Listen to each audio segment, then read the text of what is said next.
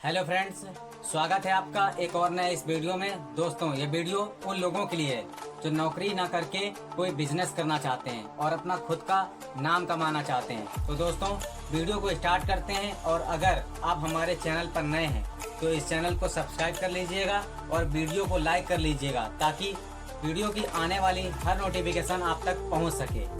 पहले मैं आपको एक लड़के की बिजनेस स्टोरी सुनाता हूं कि उसने कैसे बिजनेस में कम पैसों में सफलता हासिल कर ली और आज महीने के हजारों रुपए कमा रहा है।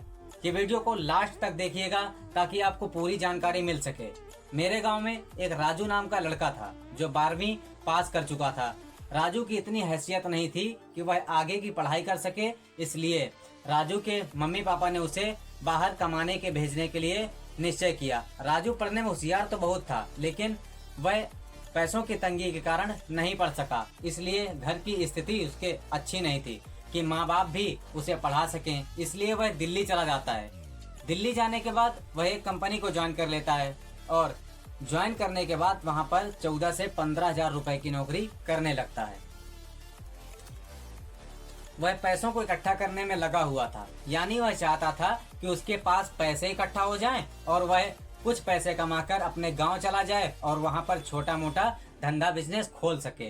राजू के पास उसके मैनेजर का झगड़ा हो जाता है। तभी कंपनी में जो सुपरवाइजर भी होता है उसके साथ भी राजू का झगड़ा हो जाता है, तो सुपरवाइजर उसे कंपनी से निकाल देता है। लेकिन राजू उस कंपनी में लगभग 4 से 5 महीने नौकरी कर चुका था। अब राजू के पास 40 से 50 हजार रुपए हो गए थे। अब राजू इन पैसों से बिजनेस करने के बारे में सोचने लगता है और सोचने लगा। तभी राजू ने देखा कि उस समय गांव में गेहूं की फसल का काम चल रहा था।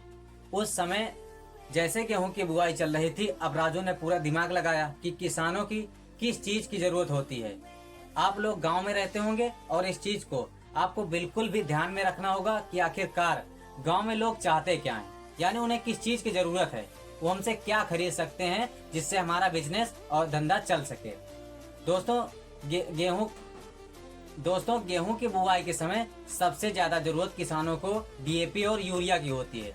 तो राजू करता क्या है कि शहर जाता है और वहां से डीएपी यूरिया मंगा लेता है। जबकि राजू के पास तो केवल अभी 40 से 50 हजार रुपए ही थे, तो इन्हीं पैसों से काम चला लेता है। यदि आपके पास ज्यादा पैसे हों तो आप ज्यादा भी मंगा सकते हैं।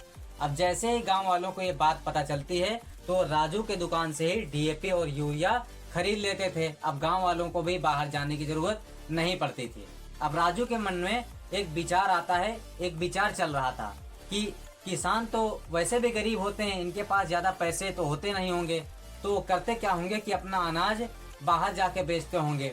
अब राजू क्या करने लगा कि किसानों का अनाज मंडी से कम 1-2 रुपए कम में खरीदने लगा और किसान भी उसको अनाज देने लगे। इस प्रकार राजू करता क्या था कि किसानों का अनाज खरीद करके मंडी में उसे बेचता था, तो थोड़ा बहुत उसे लाभ हो जाता था और उन्हीं अनाज के बेचे गए पैसों से वो डीएपी और यूरिया मंगा लेता था। इस तरह उसका 2 धंधे चलने लगे।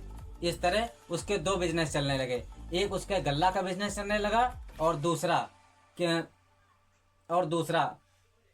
इस तरह से उसके 2 बिजनेस चलने लगे। पहला एक खाद की दुकान वाला और दूसरा अनाज का। इस तरह राजू 2 बिजनेस करके अपने गांव वालों से ही अच्छा खासा पैसा कमाने लगा था। इस तरह अब वह राजू उन किसानों का अनाज भी खरीदने लगा और उस खरीदे गए अनाज को सीधे मंडी में बेच देता और मंडी में बेचने के बाद सीधे उन्हीं पैसों से डीएपी और यूरिया मंगाने लगा। इस तरह राजू की दुकान चलने लगी थी और वह अब अच्छा खासा कमाने भी लगा था। तो दोस्तों, अगर आपके पास भी 30 से 35 हजार रुपए हैं तो आप यह बिजनेस सिंपली कर सकते हैं और इस बिजनेस को 0 से लेकर हाई लेवल तक शुरू कर सकते हैं और अच्छा खासा पैसा कमा सकते हैं।